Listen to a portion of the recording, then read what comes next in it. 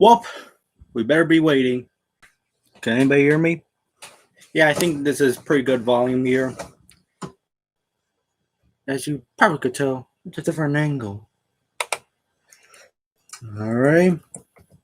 So we'll be waiting on everybody. I don't know why I'm talking to myself or thinking that anybody will rewatch these live streams. In case, going to send out the link to my pals, Of course. Oh, one person is watching. Hello there. How was your day or night? I don't know, because according to my analytics, there's less people. There's about, last time I checked, 2.9% watching in America, and the rest of the percentage is like international, like other countries that isn't the United States. So I'm not sure with the time zones if it's nighttime or daytime. Type in the chat if you're watching it during the day or during the night, because you could tell it's during the night. Yeah, we're going to live stream for a bit and all. Basically, I already told you my plan to everybody that I plan to do these monthly. In any case, so I'm going to send out the link to my pals. My pals who are still up and running and awake. In any case, so we'll be waiting for everybody. One watching, of course. Oh yeah, you probably knows I did make a thumbnail for it. Okay, so we're gonna live stream for a bit, not that much because I have things to finish, things to do, videos to make, and all. Because I am a very busy person. Unfortunately, my family does not understand that. But in case, okay, I copied the link.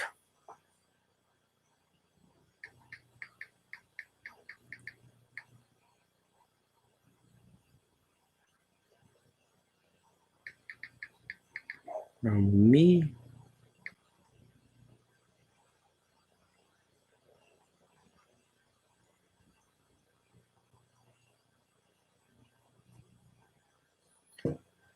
Seems like this person who's watching is pretty unresponsive. All right.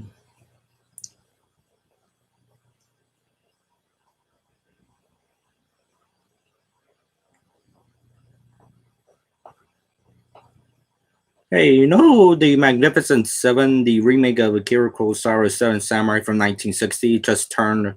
Okay, let's see. Released in 1960, like 50 or like had its 50th anniversary or 60th. No, 50th anniversary, I think. No. It's the 60th anniversary of the Magnificent Seven. Yes. In any case, so we'll be waiting for everybody to show up. Come on, type something in the chat so I actually realize that I'm not wasting my time sitting here. Alright, just a few of my friends. Now we be waiting.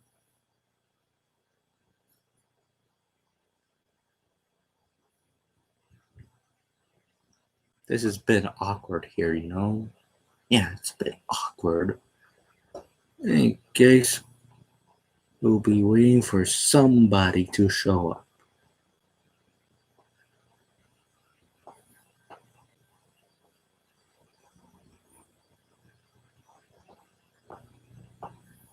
I'm just going to start reading. I'll do ordering until somebody shows up.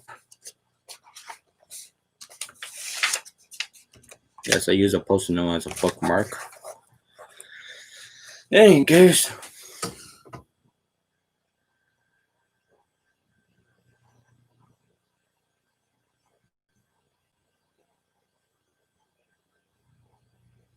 should make an audio. Oh, just read just read out loud it had became a place of darkness, but there was in it a river. In it one river, especially a mighty big river that could see on the map. Perka, I do that, In any case.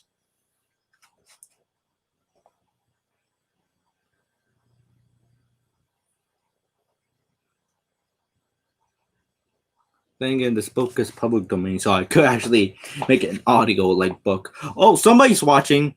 Hello, you're the second person to come by. I didn't start up anything. Oh, they left. In any case, he's realizing this live stream is pretty boring and he should run away as soon as possible. But in any case, so yeah. Actually, I want to mention something about the Magnificent Seven from 1960. Is that Eli Wallach is actually in the film and plays Tuco in The Good, the Bad, and the Ugly, which is pretty interesting.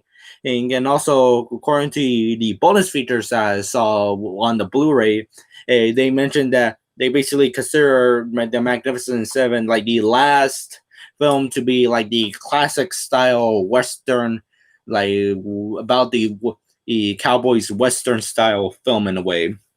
Because then afterwards you got these spaghetti westerns and all that. They mentioned. I'm trying to think what else they say.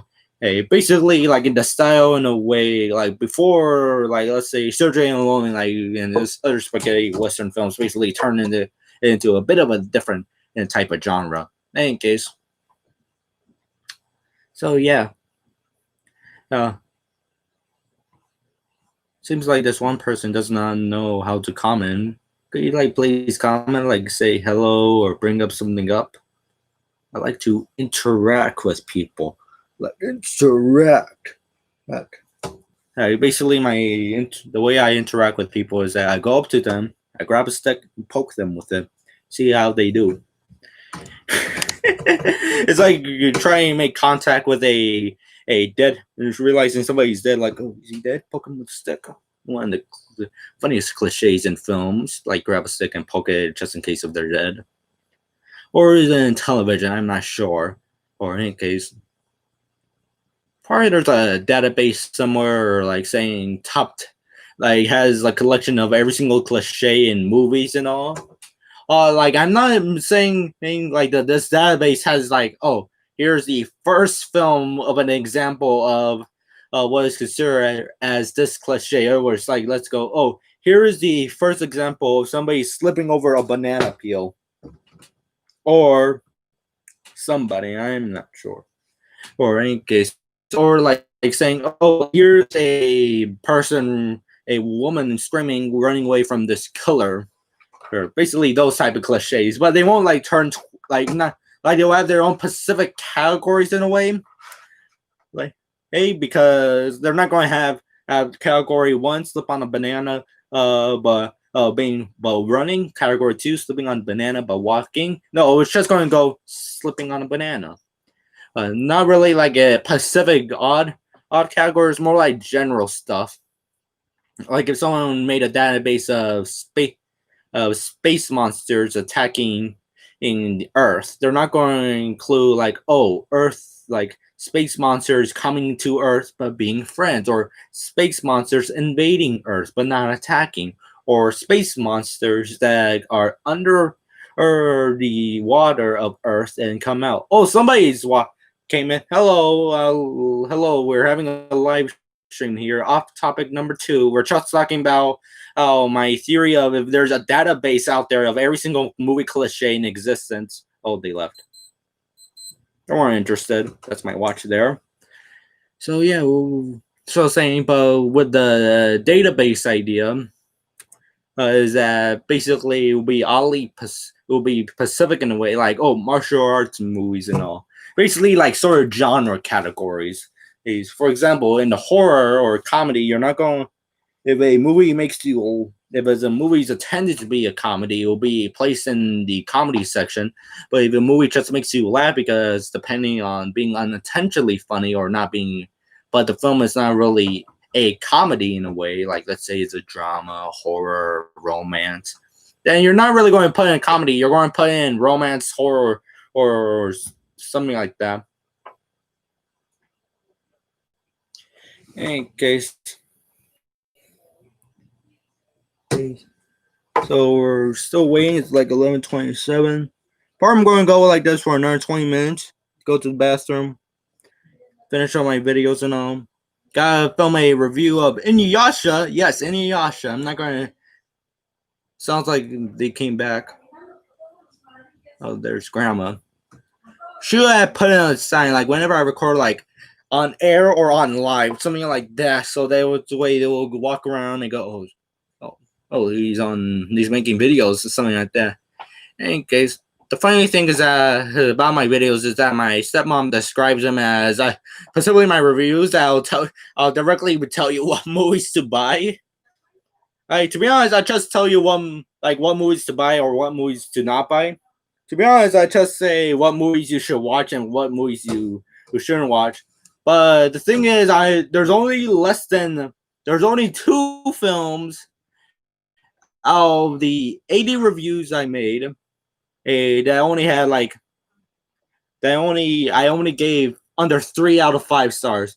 Those 2 being Our Friend and Power Flying from 1989 and Space Warriors 2000 from 1985. Hey, it's funny enough, the website Planet X Toys, which I would definitely recommend to check it out because they sell some good stuff there. But one time I was looking there and they had the original Our Friend Power 5 figure because the movie itself was made to sell knockoff toys. You could literally say that you could literally see the actual logo in the movie called Popeye Toys there, or as one of its studios or sponsors. I'm not sure. I know speak Korean and will read. In any case, so yeah, which is kind of funny in a way, but there's like 2 different versions. There's the first version and there's the second version. I think the first version is blue and the second version is red. I'm not sure. But the point is that we're selling the first version and it was like $500. I was like, Jesus Christ. That's a lot of money for a knockoff. Any case, but what I want to mention is that for a while I've been searching, trying to find a actual theatrical poster or like anything like a theatrical poster, or because there is a booklet, our friend Power 5 booklet, but I'm not sure if it's a press book or like some promotional press kit stuff. Yeah, like probably is like a press booklet. That's what I'm thinking. In case, the thing is I'm trying. There's images, and I think there was already one sold on eBay once, but it was a while back, and that was until I actually discovered the film itself. To be honest, the film itself is pretty terrible. It's pretty terrible. Well, I've been trying to find some stuff because when you search up Our Friend Power 5 on eBay or any other things, like unless it's Google, you're always going to bring up something else that is in the Teenage Mutant Ninja Turtles ripoff. The Space Warriors 2000. And that you could not find anything. Literally, the only thing you find is like this advertisement from Cinema Shares. But there's not that much of things to search on. You could find a VHS bootleg, but then again, that's the question of who you're going to find it from. Like who owns it? That's the question. You probably have a better chance finding a Fantastic Four 1990 Roger Corman in VHS bootleg, or even in a bootleg to what other movie that you can actually find bootleg? The King Kong 1976 TV cuts. You could probably find in one of those. In case, it's probably I'm going to read my analytics a bit. But Space Warriors 2000, and pretty interesting thing, and pretty interesting and all. I wonder if those actors are still around, particularly like the little kid actor, or I think I forgot his character's name. Because for some reason the original scenes, like scenes that were made for Space Warriors 2000 that wasn't stolen and or copied over, or what, it has like actors and all, and for some reason they're dubbed over in a way. They have that feeling of being dubbed over in a way, which is a bit odd. I wonder if we could find one of these people. Probably. Actually, let me search this up. I have my computer here. Yeah, I could like show you the screen at all. In case, probably I could like show you the IMDb page. Space Warriors 2000. And the way you can watch the film is two ways. Is well, you can find two versions on YouTube.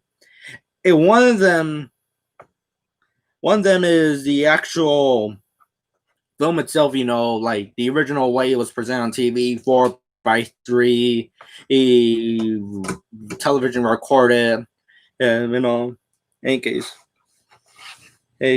Oh gosh, gosh, I think I gave the same score. It's 2.9 out of 10. I gave it 2.9 out of 5. Okay, let's see. Cast. Full cast. We can.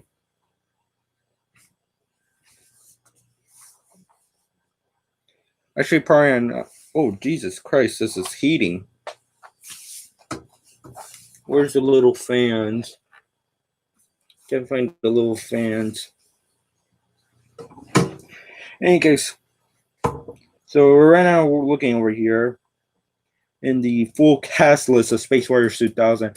Actually, it's funny. There's a channel called Space Hunter M, which I will always watch, mainly because they post like short clips or any like archival clips of different versions of like, let's say, giant monster films, several films, and all that. Recently, the channel started posting several Jackie Chan videos, even in showing the comparison of all the voices. In any case, but I think they uploaded, or like the H-Man or Space Hunter M uploaded a trailer, like a television trailer of Space Warriors 2000. But the thing is about that. I'm not sure, or it's the full trailer itself, because it does cut off by the end. So I'm wondering if that's the trailer that had available. Well, because before reviewing the movie, I was trying to find the release date of the film, which I have the unfortunate conclusion I'm not finding a release date of the film. The only release date is like 1985. In case, okay, so there, it's directed by Mark Smith.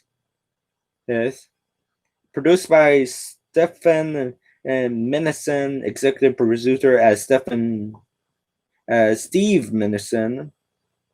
Okay, now that's and executive producer Dick Randall, directed by Mark Smith and Sampont Sans. That's the original version. I'm presuming Ultraman Sophie or Hanuman vs. Seven Ultraman.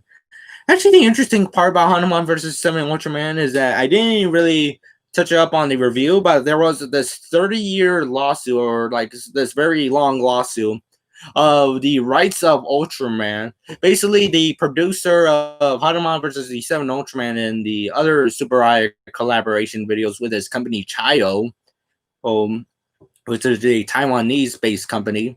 He came up with documents like saying, "Look, I own Ultraman. It's even signed by the Super Eye president before he died." In case. Yes, but the thing is, it has several wrong dates, several wrong episode countings, and all that.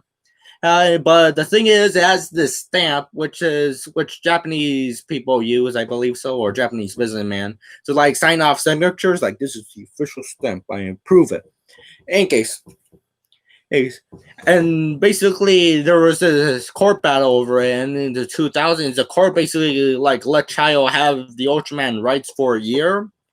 Or I'm wrong with my information. You could correct me in the comment section if you know about this.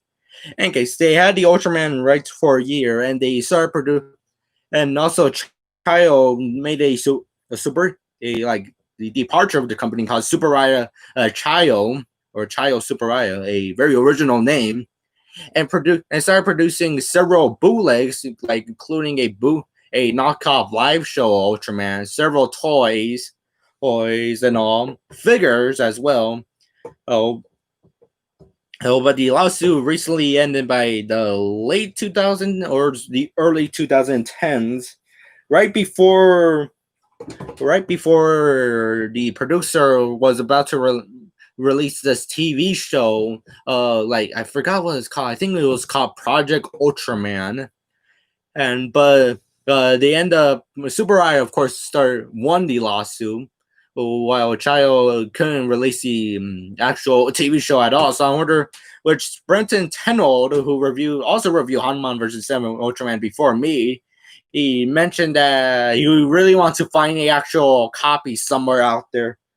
Anyways, let's look up these. Okay, so Bob Sessions went under the name Robert Sessions. Died in '98. Hey, so, oh, no, that's interesting. Yeah, he actually has several roles in this filmography. Let me see if the Space Wars 2000 is actually included. Aha, found it.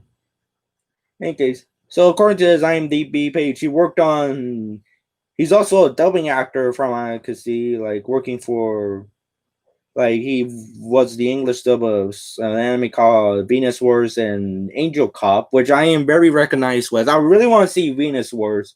Angel Cop I am interested in, but then again, it's a bit gory. So I have to, if I buy it, I have to actually find a perfect time that none of my siblings like enter my room and all. I could close my door, but then again, I keep hearing my name. Come out of your room. You gotta breathe. They're always in your room. Compromise my name. Oh, at the wrong time. I'm on a live stream. Would you want to come over and join? Yeah. Yeah. Okay, this is my uncle here, Rafufio. We're roommates. Let me remove Yeah, guys, this is the coolest roommate I know right here. You know why he's so cool? He has me clean everything. He never cleans shit. All right, okay. That was unexpected. Okay, so we're right now talking about the anime Angel Cop because I'm looking at the voice actors. We're right now looking at the voice actors on Space Wars 2000s. Well, yeah, there's a lamp there. Okay, ain't it? Don't mind me. All right.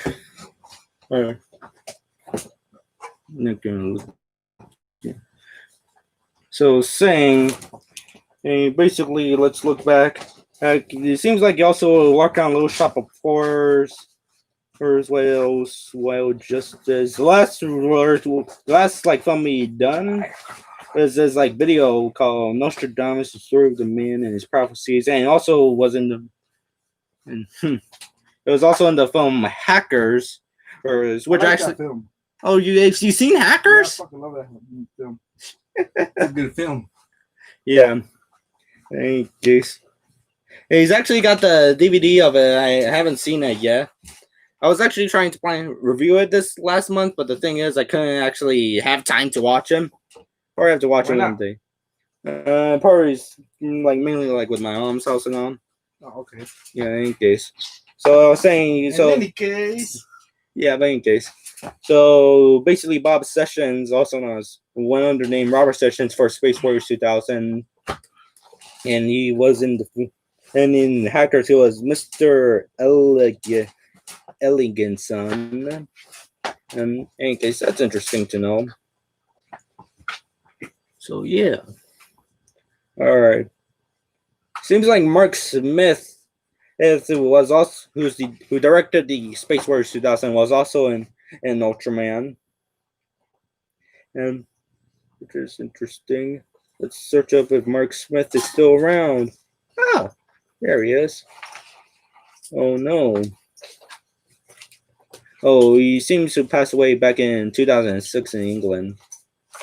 Let's see. Okay, he was a actor. Let's look at. Okay, so. So what I could tell is that Mark Smith only directed one project. Okay, I'll go close the door. In any case, be back, my guys.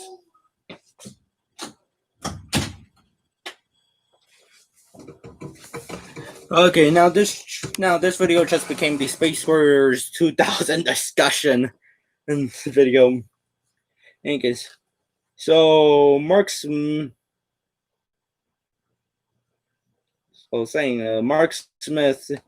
seems to be mainly an actor, having 41 credits, but it's only that one directorial credit is Space Warriors 2000. And let's see what else he did. Miscellaneous crew, who unfortunately none of them. Let's search up what had he worked on, because according to the IMDb page for Space Warriors 2000, Mark Smith was the voice actor of Ultraman, Space 99, Blade Runner, where he voiced the off-world tourism ad. Interesting. My question is, how did he actually get the role for Space Warriors 2000? They just like walked in like in some like studio and like, oh, like that voice, you be Ultraman, or he actually auditioned? Because there's this funny rumor. Okay, we're going off topic here. Of course, the off-topic live stream. There's this rumor for the Savior of the Earth dub, the Savior of the Earth English dub. Actually, we're going to pull up that as well. Oh, so basically, the Savior of the Earth is a South Korean Tron ripoff film. Which back in 1983, I believe, or 83, the Earth. And there was this rumor that the director of the English dub, the producer, somebody like that, went out picked up anybody off the street outside the studio and brought them in to be the voice actors for this film and all. In any case, yeah, and also, the only the only piece of did you know trivia on IMDb for this film is that it's been edited into Space Thunder Kids, which all of them, because already like mentioned before that I've been trying to track down like old like basically obscure anime in a way, to the point that you have to find them on DVD bargain bins. And I'm trying to know here who was the producer. Let's see.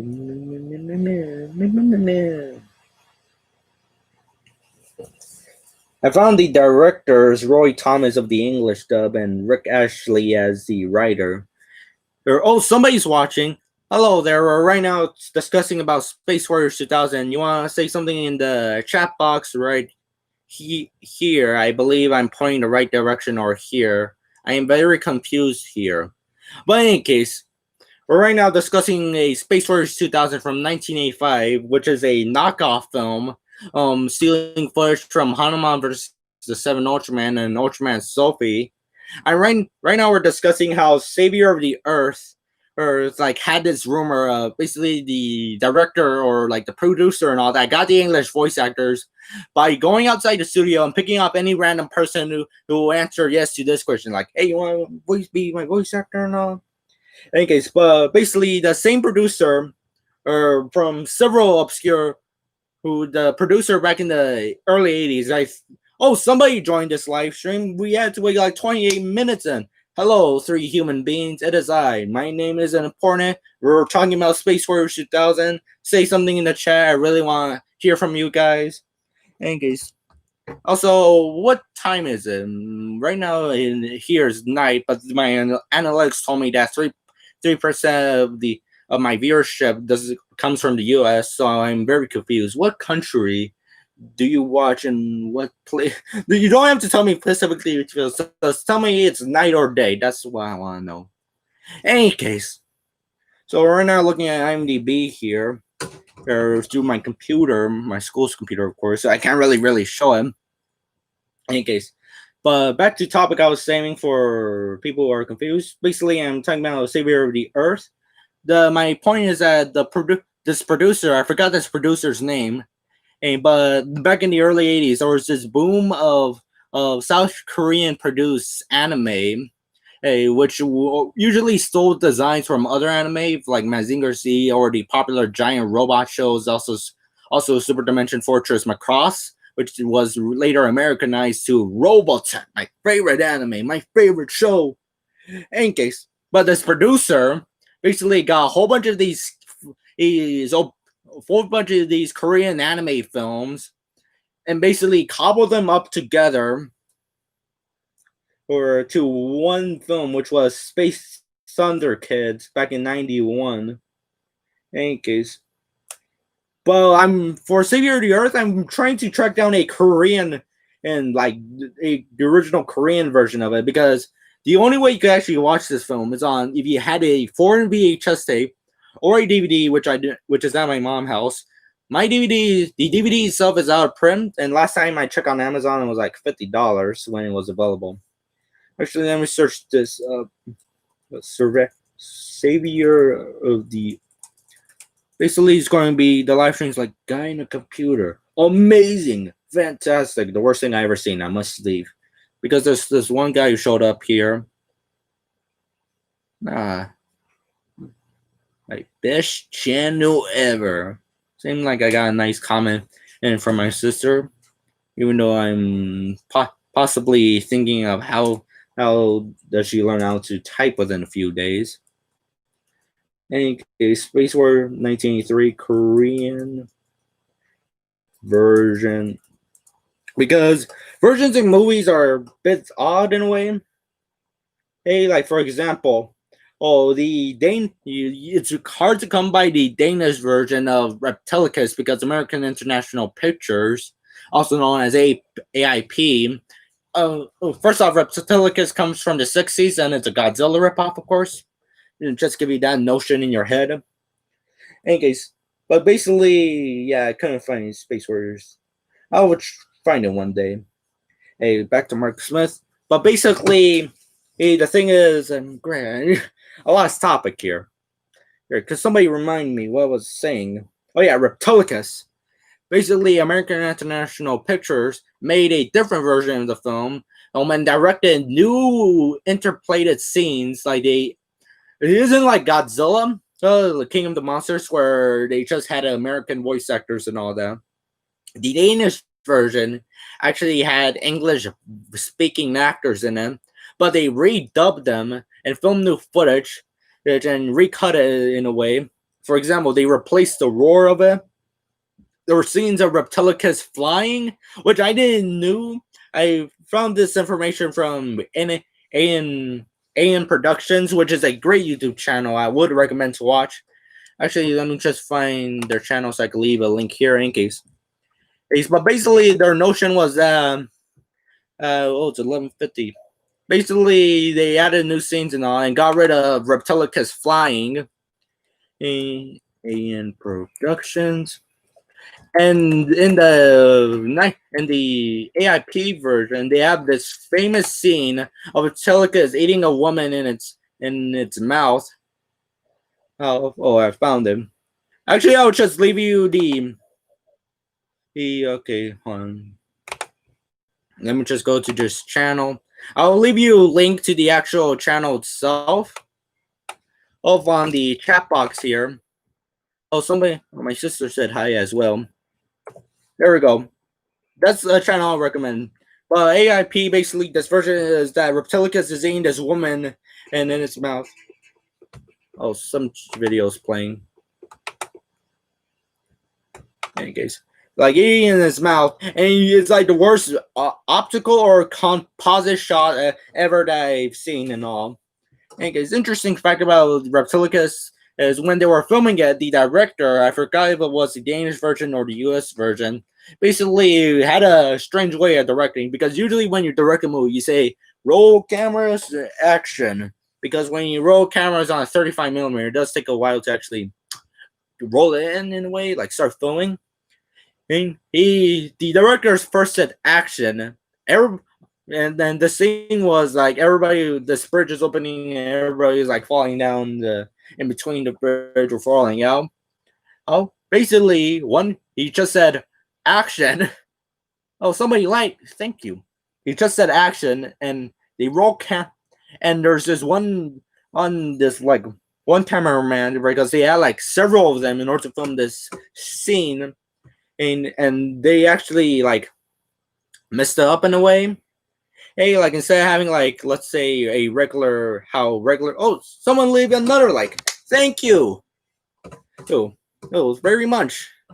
In any case, so thank you to those 2 out of the 3 people who left the like. In any case, So saying basically this one cameraman knew that the director was doing something up, so he started like filming the entire scene. When it went on, you could see like cameramen trying to actually film the scenes here, and the scene itself is described as being very choppy in a way. In any case, fun fact about Reptilicus is the writer I.B. Melchior, also under the name Ed Melchior, or worked on a failed American attempt of Gigantus the Fire Monster of Godzilla Raids Again, and which was supposed to be called the Volcano Monsters, or it's from 1955. I basically the idea was actually I wrote some notes here. I would just read the entire thing out to you. Oh, do you want to hear that? Do you want to hear me talk about the volcano monsters? Because I literally have paragraphs here. Because the reason I researched it on it because I actually have this club at my school called the Kaiju Club, and basically we've been doing it through online and all that, um, due to recent events and recent times. And during the chat box, I'll put some trivia here and there about the films themselves. So far, we're watching Godzilla Raids Again. So the next meeting, I'm going to talk about, as the introduction to the film, I'm going to talk about this. So here it is. I'm going to read this out. So you better prepare yourselves for my introductory speech. In 1957, co-producers of Godzilla King of the Monsters from 1956, which was an Americanized version. Oh, somebody's watching. Hello there. Right now I'm going to read out an essay that I wrote about Godzilla Raids Again and the failed American attempt for which was supposed to be the Volcano Monsters. And you're wondering what this link is. It's for a channel called Any Name Productions, which talk about the history of Reptilicus. I would definitely recommend to watch their channel. I will definitely recommend them. They make great videos and all about Godzilla and other films and all that. But in case, so I'm going to read this essay. So I'm going to start from the beginning because I don't want anything to mess up. In any case, so I'm going to just start off in 1955. Godzilla Raids Again and came out and all that, but it had a 4-year journey until 1959 when it was released as Gigantus the Fire Monster to be released in theaters. Now you may be asking why. Now here's the thing. So in 1956, Godzilla King of the Monsters came out, which is an Americanized version of Godzilla. It was a pretty successful and all that. It like made over $1 million in the box office. In any case, it seems like a third person went away because it's realized it's about B12. So for the 2 people who left off, thank you. Now I'll read out this essay. Then when I look back, I'll realize how many people are left. In any case, let's begin. In 1957, co-producers of Godzilla King of the Monsters from 1956, an Americanized version of the film Godzilla from 1954, and their production and company ABTE Pictures got the rights to Godzilla Raids Again and renamed the film to Godzilla, the Fire Monster. Paul Schieberman, according to Ed Melchior, had renamed him. But they didn't like the story of the film. They planned to make a new film out of the existing film using only special effects footage, replacing the scenes with Japanese actors with newly filmed scenes with Caucasian actors. Writers I.B. Melchior, which is under the name Ed Melchior, and Ed Watson were hired to write the script. Both spent hours in front of Moviola watching the film and cataloging all these special effects scenes. The final script was 126 pages and was dated May 7, 1957, and was renamed to The Volcano Monsters.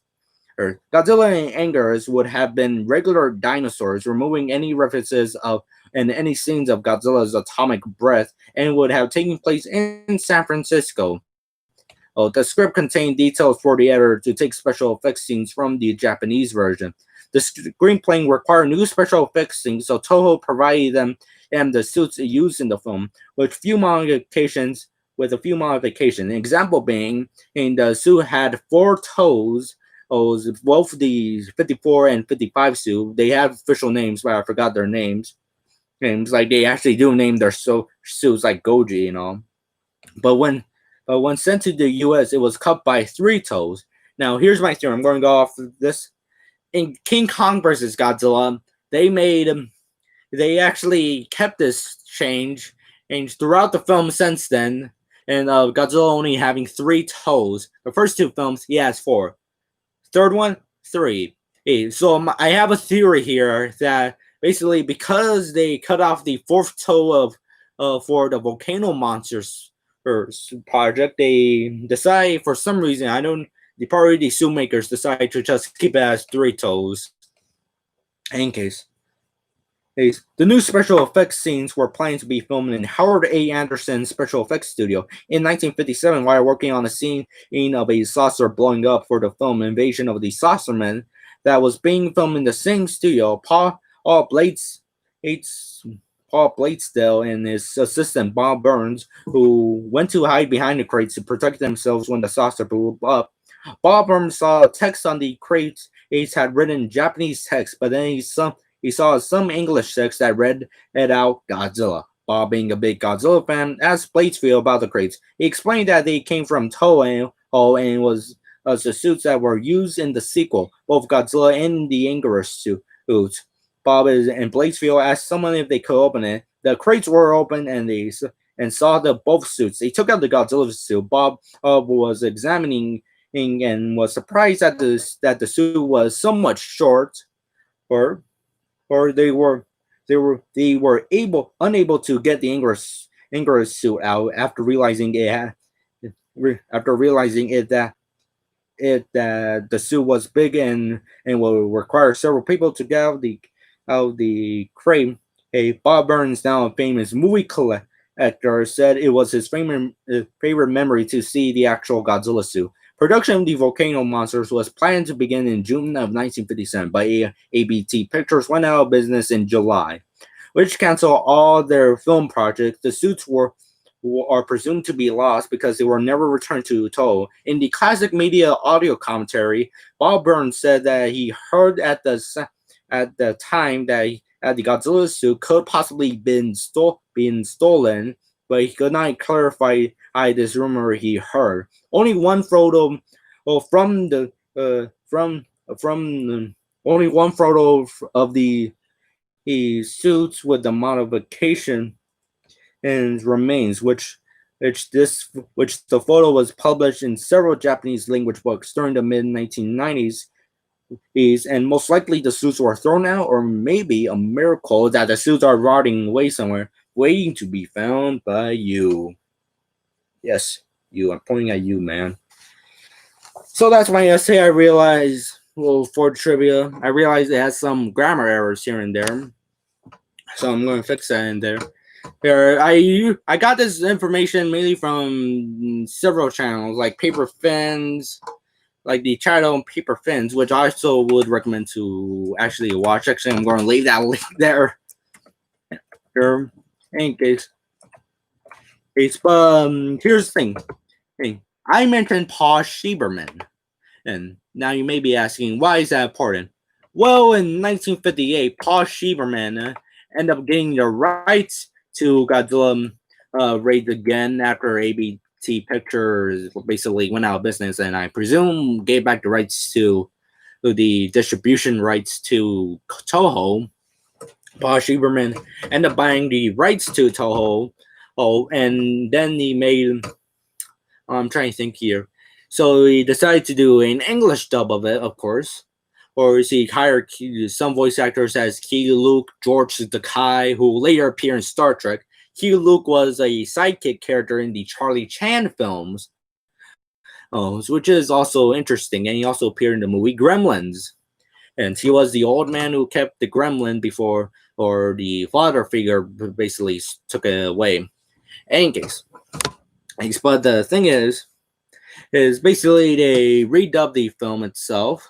I forgot who was the director of it, and released it as Gigantus, the Fire Monster, in the U.S. in 1959. Basically, they sold the English dub rights to Warner Brothers for renaming Gigantus the Fire Monster, but also let me just be clear here. I'm trying to figure this out because I literally took away my notes.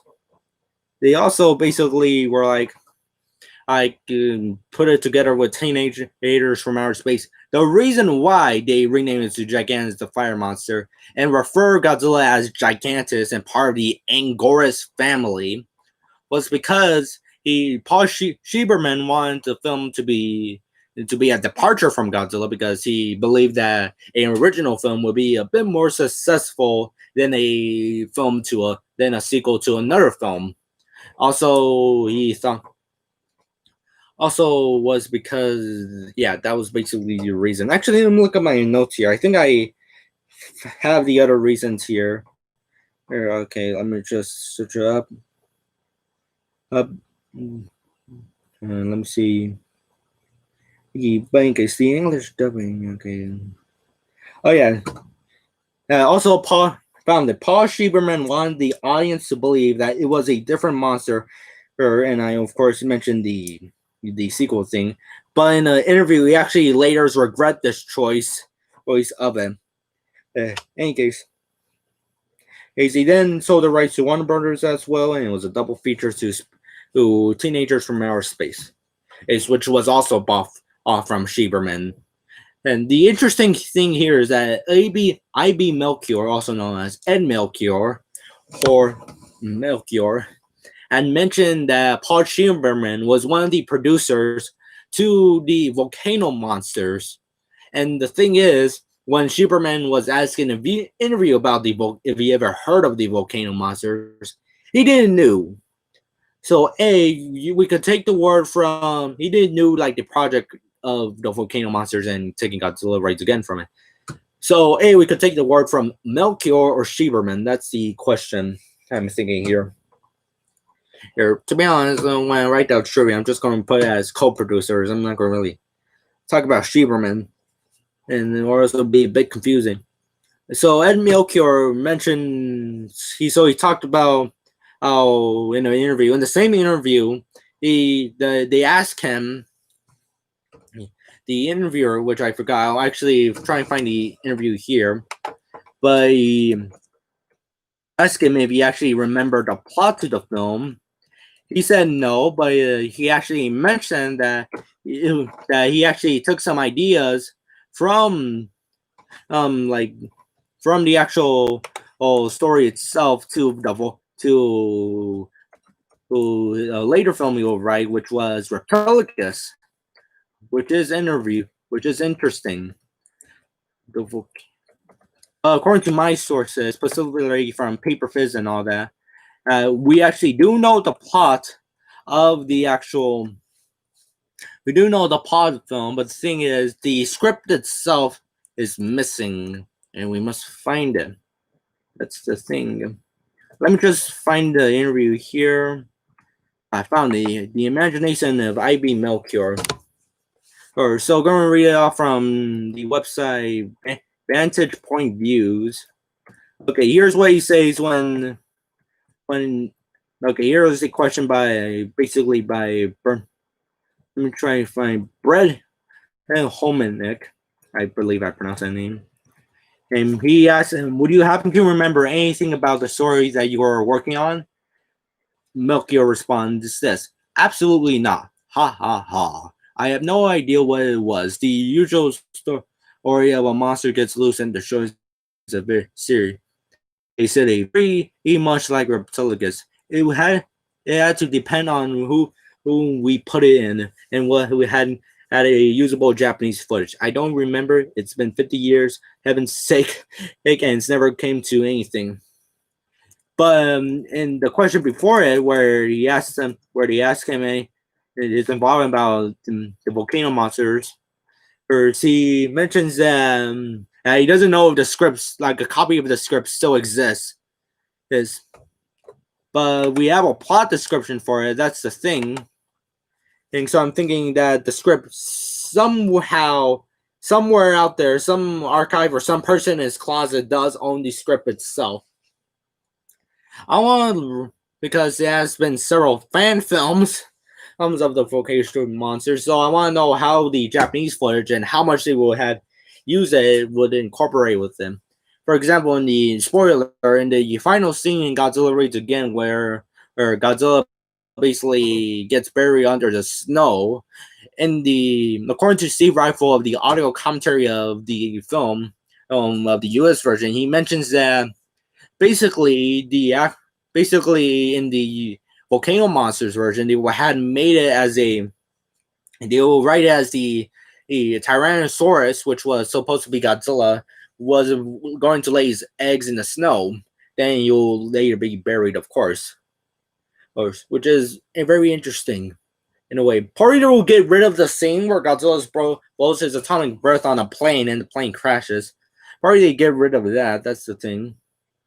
But I'm not sure if they will had using the Japanese footage where like the Japanese soldiers are getting up, placing the like the bombs like right next to Godzilla and all that, like in the snow. In case, but the scene will have taken place in Antarctica.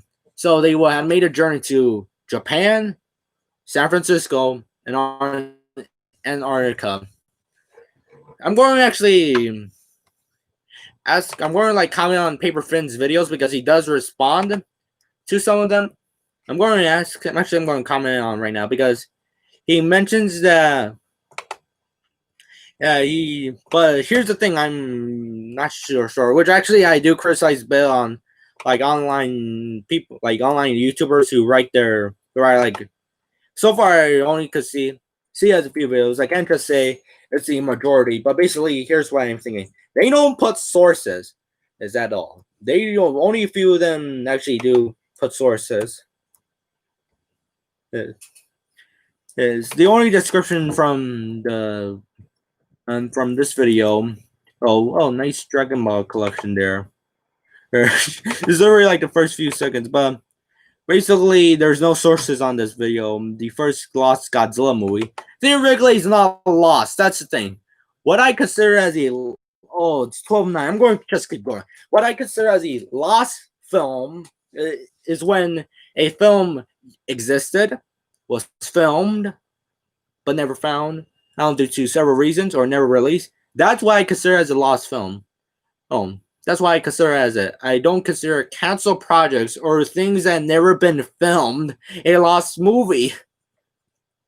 You could call it the first canceled Godzilla project, but then again, Bride of Godzilla comes up, which was supposed to be his third film, but it was ended up being canceled due to the fact that basically Toho wanted to make other sci-fi films, and also Godzilla Raids Again didn't pull that much of a box office compared to its predecessor, Godzilla.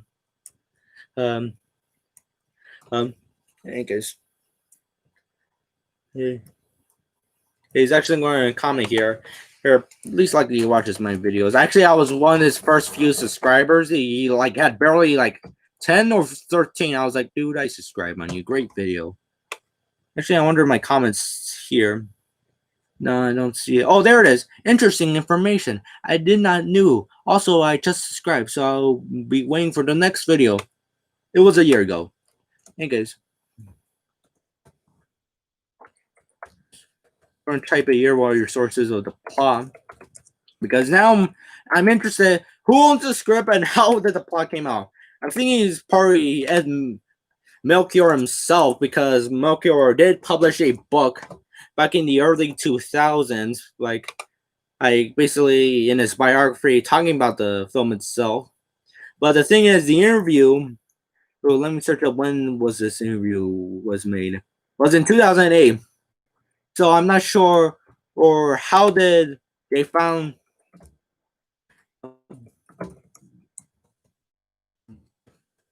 because I want to know how did they actually found this. See what you guys think of this live stream so far. It's like 12 at night, and I want to know because it seems like I just the last half of it I ranted about how Godzilla Raids Again.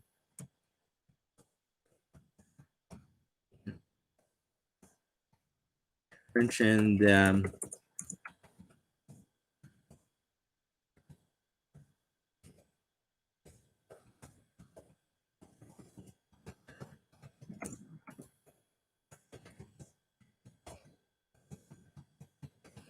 okay, I'm going to like doesn't know about the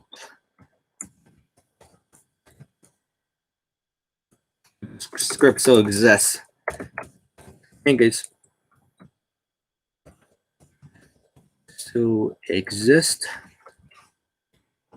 That's why I'm thinking here. These YouTubers only put sources. Like, for example, here's the thing. When you're going to research on something, like let's say history video or something like that, unless it's a source, like let's say a documentary or a video essay by I don't really want to use these words like saying professional company in a way. Like let's say you watch this Animal Planet documentary about Godzilla, you could just say source from Animal Planet. You don't have to delve into Animal Planet sources like they're right and all that. The Animal Planet documentary is good. I would recommend to watch it. It's on YouTube. In any case.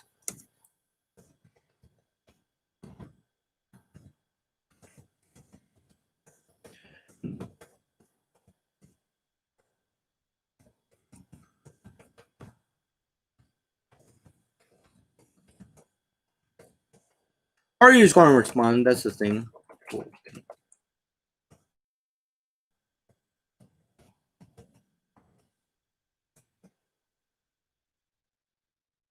In any case. Okay, so like for example, there's this recent video of Doraemon battles against robots, which is the literal translation, but usually the mistranslated version. Recently, so Bedhead Burning already made a video and Monkey Jones. Both channels I would recommend to watch. There's this other guy. I'm not going to talk about his channel because I'm not going to really recommend it at all. All because part you can search it yourself. You just search up Doraemon Robot Wars 83 and all that. And search about the because then.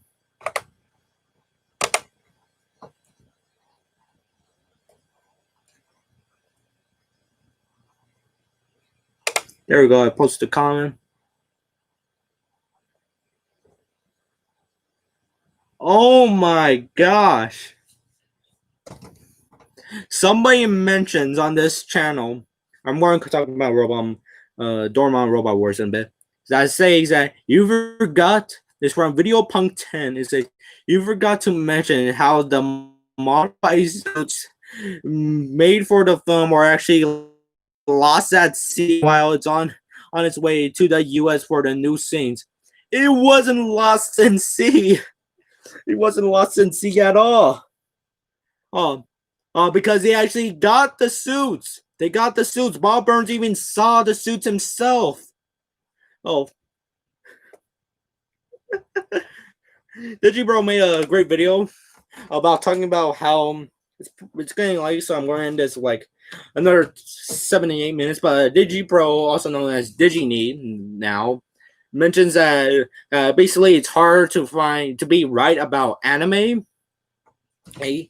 Yeah, I would recommend to watch DigiNeed's channel. Actually, I'm going to recommend that. But he mentioned that basically, like he mentions that he made a video about Lupin the 30, like specifically about this like film, how like they didn't have like about this film and all that. And in the comment section, they said he didn't have a budget to like for something and all.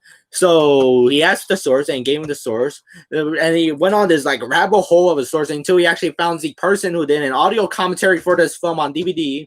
He checked on his source, or it's basically the source of it is that basically for the film, this Lupin the third film, is that basically the company couldn't afford the voice actors of it because of the lower budget. So because they want to make like good animation, so they hired other voice actors to like do it. But basically it went on like this rabbit hole exciting thing until it leads to a book about Fumiko, a character from the Lupin the Third series, a fan book about how the character is so good and all that. It has an interview with Monkey Punch, and he mentions that. Yeah, in any case, so I'm going to correct this guy when I'm done here. But back to the Doraemon Robot Wars thing. The video is it's basically it has bad audio quality. I think you can hear like there's like air conditioning, something like that. The editing is somewhat bad in a way. and gives a bit of wrong information here and there. But also, basically, I believe the guy who made the video realized how bad of the audio is that he actually redubbed himself, and when he was like, oh, this and all that, you actually could tell he actually redubbed himself.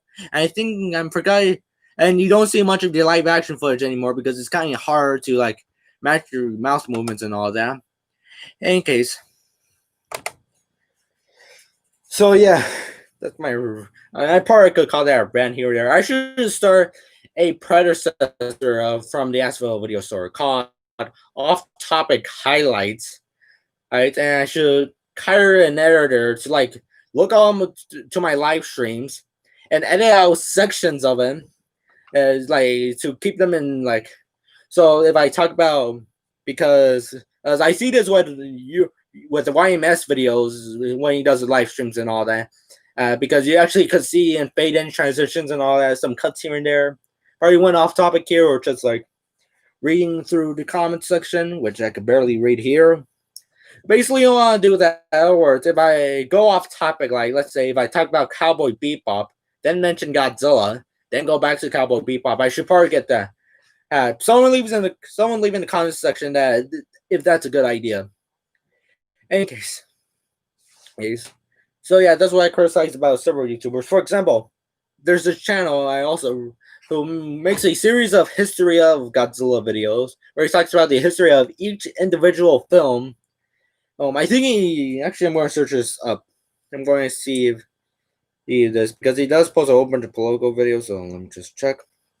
Because he mentions that Doss Butler in the Godzilla Raids Again video, was the voice actor. Oh, somebody left. Probably they went to bed, but was the voice actor for. Oh yeah, here's the channel. Big Action Big. Let me just lower the volume. Was the voice actor for God's Gigantus the Fire Monster, and he will later play Yogi Bear. I had not found a source on this who Doss Butler being an actual voice actor. His IMDb page doesn't mention it. Gigantus, the Godzilla Raids Again IMDb page doesn't mention it. There's only one source I could find him, which also talks about George Takei, but George Takei has already clarified it. In case, somebody did come back. Let me just check on his latest videos. And 3 people show up about 12:20 at night, right? Which I'm planning to actually finish up watching a TV show, then writing a review, making a video, going to bed, and they left. Probably they didn't like me criticizing them showing up late. Okay, let's check out the history of Godzilla vs. Destroyer. But in this description of Godzilla Raids Again history, the history of Godzilla Raids Again, he does mention a source. He neither does not mention the source at the end. I found it. He does mention sources at his latest videos, so good thing he actually improves of it. He got the source from Godzilla FAQ for Godzilla Destroyer, which I actually have right here.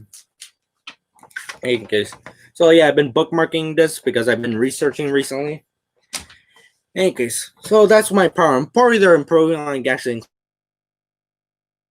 I'm gonna read all the comments here from. Wait, this is pretty good. I like this. This is pretty good for an extremely small channel. That's 500 subs. I have the VHS.